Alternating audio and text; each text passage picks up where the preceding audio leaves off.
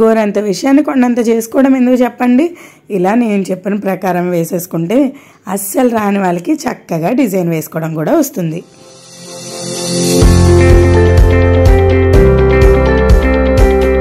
అండి అందరికీ welcome back to my channel life of money Satish vlogs. అందరూ ఎలా ఉన్నారండి? నేనైతే చాలా బాగున్నాను, మీరు కూడా బాగున్నారు అనుకుంటున్నాను. మన సబ్స్క్రైబర్ ఒకళ్ళు ఆ డిజైన్ గీసుకోవడం రావట్లేదు అక్క, అది అట్లా గీసుకోవాలో చెప్తారా అని అయితే అడిగారు అనమాట. కానీ పాపం అడిగి చాలా రోజులైంది, కానీ నాకు కుదరక నేనైతే గీయడం అవ్వలేదన్నమాట. అండ్ మనకి డిజైన్ కావాల్సిన ఐటమ్స్ ఏంటంటే స్కేలు, పెన్సిల్, టేపు, ఎరేజరు, ఇంకోండి ఇలా ట్రేస్ పేపర్ అనేది కావాలన్నమాట. నేను ట్రేస్ పేపర్ ఇప్పుడు 2 మడతల మీద అయితే ఉందండి. ఇదిగోండి సింగిల్ మొత్తం ఇప్పితే ఇంత పెద్ద పేపర్ అనేది ఉంటుందన్నమాట. నేను ఇప్పుడు నాకు మొత్తం పేపర్ కావాలి, ఎందుకంటే నాకు కస్టమర్ ఇచ్చిన బ్లౌజ్ వచ్చేసరికి ఫుల్ ఆల్ ఓవర్ వర్క్ అనమాట. కానీ నేను మీకు నెక్ మాత్రమే చూపిస్తున్నానండి. నెక్ ఎలా కొలతల్లో మనం మగ్గం వర్క్ చేసేటప్పుడు నెక్ కొలతలు ఎలా తీసుకోవాలని మాత్రమే నేను ఇప్పుడు మీకు చెప్తున్నాను అనమాట. నాకు ఫుల్గా పేపర్ కావాలని చెప్పాను కదా, అందుకోసమని నేను ఎడ్జెస్ అన్నీ కూడా కరెక్ట్గా ఉన్నాయా లేదా అనేది నేను సెట్ చేసుకుంటున్నానండి. ఇప్పుడు ఈ పేపర్లో ఎడ్జెస్ అన్నీ కరెక్ట్గా సెట్ చేసేసుకున్నాక ఇప్పుడు ఆ బ్లౌజ్ కొలత చూసుకుందామండి. ఫస్ట్ ఒకటండి, మీకు మగ్గం వర్క్ బిగినర్స్ అయితే మీకు టైలరింగ్ కూడా రాదు అని అనుకునేటట్టయితే మాత్రం ఇది ఖచ్చితంగా ఉపయోగపడుతుందండి. టిల్ ఎండ్ వరకు అయితే చూడడానికి ట్రై చేయండి. నేను ఇప్పుడు ఆ పేపర్కి మధ్యలో మార్క్ చేసుకున్నాను కదా, అది ఏంటి అంటే నాకు అది మిడిల్ అని చెప్పి నాకు అర్థం అనమాట. ఓకేనా? నేను ఇప్పుడు మీకు బ్లౌజు నేను డబుల్ మడత అనేది పెట్టేశానండి. డబుల్ మడత పెట్టేసి హైట్ అనేది చూసుకుంటున్నాను అనమాట. హైట్ చూసుకుంటున్నాను చూడండి. ఇప్పుడు నాకు హైట్ వచ్చేసరికి 10 వచ్చింది, అండ్ మిడిల్ పార్ట్ వచ్చేసరికి చూడండి 3 వచ్చింది. చూడండి అదిగో అలా 3 వచ్చింది అనమాట. అండ్ 10, 3 మనకి మెయిన్ మనకు కావాల్సింది 10, 3 ఎందుకంటే మన నెక్ డిజైన్ గీసుకోవడానికే కావాలి. మీకు ఒకవేళ అలా గీసుకోవడానికి కన్ఫ్యూజ్ అవుతుందని అనుకుంటే కనుక మీ దగ్గర ఏదైనా స్కేల్ కానీ లేదంటే ఇదిగోండి ఇలాంటి టైల్స్ అయితే మాత్రం ఇలా చూసుకోండి. మనకి అంటే వంకర టింకర్లు ఉండవు కదా, అందుకని నేను దీంతో కూడా చూసి చెప్తున్నాను అనమాట. అంటే ఇటు సైడ్ కూడా పర్ఫెక్ట్గా ఉంటుంది కదా, వంకర టింకర్లు రావనేసి అయితే నేను చెప్తున్నాను. అలా కూడా చూసుకోండి. అండ్ ఇప్పుడు నాకు 3 and 10 హైట్, అంటే లెంత్ వచ్చేసరికి 10, బ్రెడ్త్ వచ్చేసరికి 3. ఇదిగోండి నేను ఇప్పుడు 3కి కొలత గీసేసుకున్నాను. అండ్ ఇది 10కి పైన మార్క్ చేసుకున్నాను. ఇప్పుడు స్కేల్తో నేను ఇక్కడ ఇంకొక విషయం అండి, 10 కూడా రాలేదు, 9.5 వచ్చింది. మ్యాక్సిమం 9.5 ఉంది. ఇక్కడ నేను మీకు బ్లౌజ్ చూపిస్తున్నాను కదా, ఆ రెండు ఎప్పుడైనా సరే ఒక 1/2 ఇంచ్ అనేది మీరు ఎక్స్ట్రా పెట్టుకోండి. ఎక్స్ట్రా పెట్టుకున్నారు అని అంటే కనుక కస్టమర్తో మీకు మాట పడే అవసరం ఉండదు అనమాట. ఎందుకంటే మనం బ్లౌజ్ వేసినప్పుడు మనం ఎగ్జాక్ట్ కొలత కనుక వేసి ఉంటే కనుక ఒక్కొక్కసారి పైకి దించమని పెంచమని చెప్తూ ఉంటారు కదా, అలాంటిటప్పుడు కొంచెం మనకి ఆ పైన గ్యాప్ అనేది వచ్చేస్తుంది. అలా గ్యాప్ వచ్చినప్పుడు ఏమంటారు, ఇదిగోండి మాకు ఇక్కడ గ్యాప్ వచ్చేసింది, మళ్ళీ నాకు అక్కడ వర్క్ ఫిల్ చేసి ఇవ్వండి అని అడుగుతారు. ఆ తలపోట్లన్నీ ఎందుకంట అని చెప్పేసి నేను ఏం చేస్తానంటే ఒక 1/2 ఇంచ్ వర్క్ అనేది ఈ బ్లౌజ్కే కదండి, ప్రతి బ్లౌజ్కి కూడా 1/2 ఇంచ్ వర్క్ అనేది వేస్తాను. అలా వర్క్ వేసినప్పుడు కరెక్ట్గా సెట్ అయిపోద్ది అనమాట. అందుకనే ఒక 1/2 ఇంచ్ ఎక్స్ట్రా డిజైన్ అయితే గీసుకోండి, సరేనా? ఇప్పుడు నేను స్కేల్తో 3 అంగుళాలు గీసేసాను, అండ్ లెంత్ వచ్చేసరికి 10 కూడా గీసేసాను అనమాట. గీసేసి ఇప్పుడు నేను రౌండ్ సర్కిల్ అనేది మనకి ఇప్పుడు రౌండ్ నెక్ కావాలి, అందుకని నేను రౌండ్ నెక్కకి అయితే గీసుకుంటున్నానండి. మీకు ఏ నెక్క కావాలన్నా సరే మనం ఇక్కడి నుంచే స్టార్ట్ చేయాలన్నమాట. ఇప్పుడు స్క్వేర్ ఏదైతే వేసేసుకున్నామో ఈ స్క్వేర్ నుంచే మనము ఏ నెక్ అయినా సరే, డైమండ్ షేప్ కానీ పాట్ షేప్ కానీ ఏ షేప్ అయినా సరే ఈ స్క్వేర్ వేసుకున్నా కానీ దాని నుంచే మనము డిజైన్ అనేది గీసుకోవాలి. ఓకేనండి, మీకు అర్థమైందని అనుకుంటున్నాను. అండ్ నేను ఇప్పుడు మీకు ఇక్కడ బౌల్ పెట్టి చూపించాను కదా, నేనైతే ఫ్రీ హ్యాండ్తో వేసేసుకుంటానండి. మీకోసమని నేను ఆ బౌల్ పెట్టి చూపించాను. ఎందుకంటే కొత్తగా నేర్చుకునే వాళ్ళకి ఒకవేళ చెయ్యగనక తిరగకపోతే ఏ బౌల్ కానీ లేదంటే హాఫ్ సెమీ సర్కిల్ స్కేల్ ఉంటుంది కదండి, ఆ స్కేల్ అయినా సరే యూజ్ చేసి అయితే మీరు ఆ రౌండ్ షేప్ని అయితే గీసేసుకోవచ్చు అనమాట. ఇప్పుడు అలా గీసుకున్న దాన్ని ఇప్పుడు ఆ స్క్వేర్ షేప్ ఉండడం వల్ల మనకి ఆ రౌండ్ షేప్ అనేది తెలియట్లేదు. అందుకని నేను ఇప్పుడు స్క్వేర్ షేప్ అనేది నేను ఫుల్గా అరేంజ్ చేసేస్తున్నాను అనమాట. ఇప్పుడు ఇలా అరేంజ్ చేయడం వల్ల మనకి రౌండ్ షేప్ అనేది కనిపిస్తుంది కదా, అంటే మనం రౌండ్ నెక్ అనేది వేసుకుంటున్నాం కాబట్టి మన బ్లౌజ్కి రౌండ్ షేప్ అనేది కనిపిస్తుంది. ఇక్కడ ఇంకొక విషయం మీకు క్లియర్గా చెప్తానండి, మీరు మగ్గం వర్క్ వేసేటప్పుడు వేసినప్పుడు మనం డిజైన్ ఏదైతే గీసుకుంటామో అది మనం వర్క్ ఏదైతే ఎక్కడి నుంచి అయితే స్టార్ట్ చేస్తున్నామో అది మాత్రం వేసుకుంటే సరిపోతుందండి. మీరు ఆ డిజైన్ వేసేసుకుని మీరు కొలత అయితే మాత్రం ఈ షోల్డర్ దగ్గర ఖర్చు కావాలి అండ్ నడుము దగ్గర ఖర్చు కావాలి. ఆ గ్యాప్స్ మనం ఎక్కువ షోల్డర్ దగ్గర కాకపోయినా అండి కింద నడుము దగ్గర ఖర్చు అయితే చూసుకుంటాం కదా. డిజైన్ వేసినప్పుడు మాత్రం ఆ నడుము దగ్గర ఖర్చు మాత్రం ఖచ్చితంగా వదులుకోవాలండి, ఖచ్చితంగా వదులుకోవాలి. వదులుకోకపోతే ఏమవుతుందో తెలుసా, చీ అంటారు. టైలర్ కూడా ఎవరమ్మా ఈ వర్క్ చేసిందని అడుగుతారు. తర్వాత ఏంటి టైలర్ ఇది అవ్వట్లేదు అంటున్నారు, ఏంటండి ఇలా కుట్టారు అనేసి మనల్ని కస్టమర్ కూడా గట్టిగా చివాట్లు పెడతారనమాట. అందుకే నేను సింపుల్గా చెప్పడానికి ట్రై చేస్తున్నాను.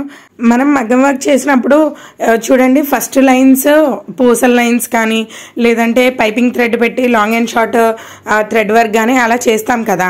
ఇలా డబల్ లైన్ వేసుకోవడం వల్ల ఏమవుతుందనంటే మనకి ఈ పార్ట్లో వర్క్ వస్తుంది కదా అనేసి మనకు అర్థమవుతుంది అనమాట. అందుకనే నేను డబల్ లైన్ అనేది దీనికే కదండి, దేనికైనా సరే నేను డబల్ లైన్ అనేది వాడతాను అనమాట. అంటే ఇంకా దీని తర్వాత వర్క్ వచ్చేసరికి కంటిన్యూ వర్క్ అనుకోండి ఒక లైనే వేస్తాను అనమాట. కంటిన్యూ వర్క్ కాకపోతే మాత్రం డబల్ లైన్ వేస్తాను. అంటే పూసల లైన్లు వేసుకోవడం కానీ ఈ పైపింగ్ థ్రెడ్ పెట్టి థ్రెడ్ వర్క్ చేసుకోవడం అలాంటివన్నీ ఉంటాయి కాబట్టి నేను అది డబల్ లైన్ అనేది వేస్తున్నాను అనమాట. అంటే ఎవరైతే సబ్స్క్రైబర్ అడిగారో వాళ్ళ కోసమే ప్రస్తుతానికి డిజైన్ అనేది వేస్తున్నానండి. యాక్చువల్గా ఈవిడికి ఈ వర్క్ కాదు కానీ ఇలా వేయడం కూడా నాకు అవసరమే అనమాట.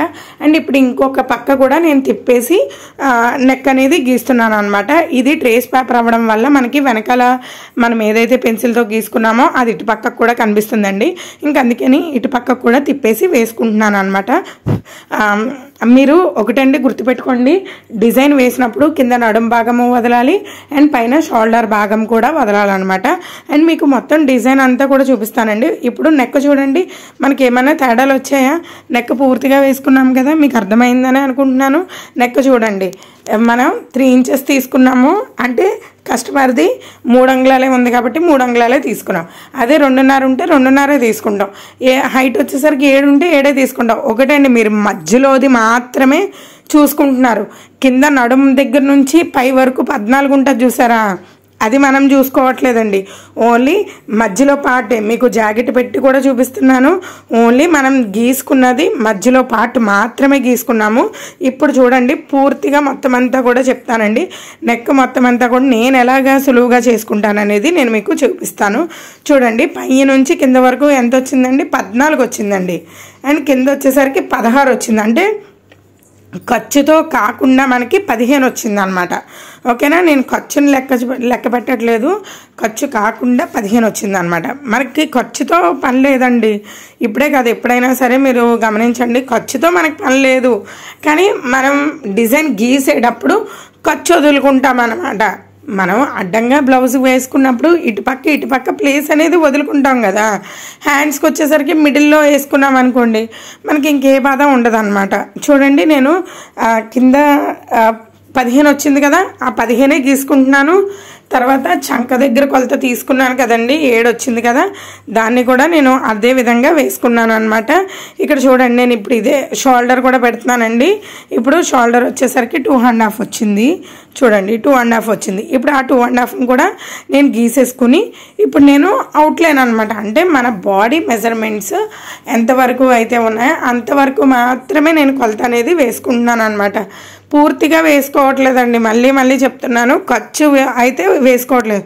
మేము ఖర్చు లేకపోతే మేము వేసుకోలేము అనుకునే వాళ్ళు ఫస్ట్ ఇలా గీసేసుకుని అప్పుడు మీకు ఇక్కడ ఇటుపక్క 2 అంగుళాలు, అటుపక్క 2 అంగుళాలు, తర్వాత నడుం దగ్గర 1 అంగుళము, షోల్డర్ దగ్గర 6 అంగుళము వదిలేసుకుంటే సరిపోద్ది అనమాట. అంటే మీరు మళ్ళీ పెన్సిల్తో రఫ్గా మార్క్ చేసుకుంటే సరిపోద్దండి. మనకు మగ్గం వర్క్ చేసిన వాళ్ళు ఏం చేస్తామండి, ఆ ఖర్చుతో మనం వర్క్ ఏం చేయం కదా, లోపలే కదా మనం వర్క్ చేసేది. ఆ లోపల పాటు ఒకటే గీసుకుంటే సరిపోద్ది అనేది నా ఇంటెన్షన్ అనమాట.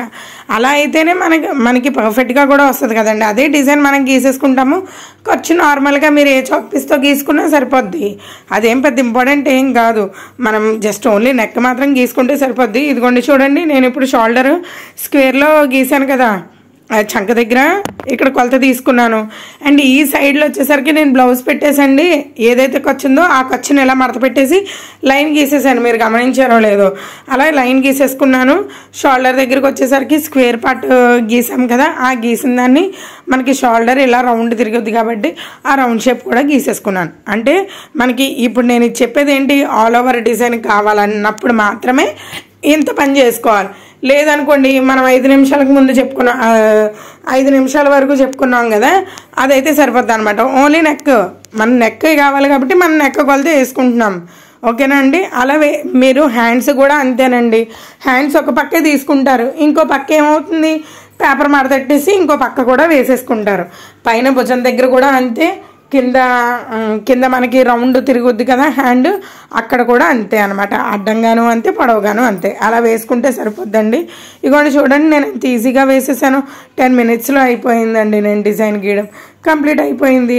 కాబట్టి నా వీడియో నచ్చితే ప్లీజ్ సబ్స్క్రైబ్ చేసుకోండి. మీకు అర్థమైందని అనుకుంటున్నాను. ఒకవేళ మీకు అర్థం కాకపోతే కనుక ఖచ్చితంగా నాకు కామెంట్ రూపంలో అయితే చెప్పండి. నేను మీకు డిజైన్ క్లియర్గా వేయడం అయితే నేర్పించానని అనుకుంటున్నాను. చూడండి కరెక్ట్ ఎగ్జాక్ట్గా వచ్చింది చూడండి. కింద రౌండ్ కూడా కదా, నెక్ గీసేసుకున్నాము. ఇప్పుడు బాడీ అంతా కూడా గీసేసుకున్నాం కాబట్టి మీకు ఏ డౌట్ ఉండదు. మీకు ఖర్చులు కావాలంటే కనుక మాకు ఖర్చులు ఉంటేనే అర్థమవుతుందండి అని అనుకున్న వాళ్ళు ఖచ్చితంగా చాక్ పీస్తో మీరు డిజైన్ గీసేసుకున్నాక చాక్ పీస్తో ఖర్చు ఎక్కడ కావాలో అక్కడికి లైన్స్ గీసేసుకుంటే సరిపోతుందండి. మీకు అర్థమయ్యేటట్టే చెప్పానని అనుకుంటున్నాను. Neck part and body part అంతా కూడా. నా వీడియో నచ్చితే ప్లీజ్ సబ్స్క్రైబ్ చేసుకోండి. Thanks for watching. Bye bye.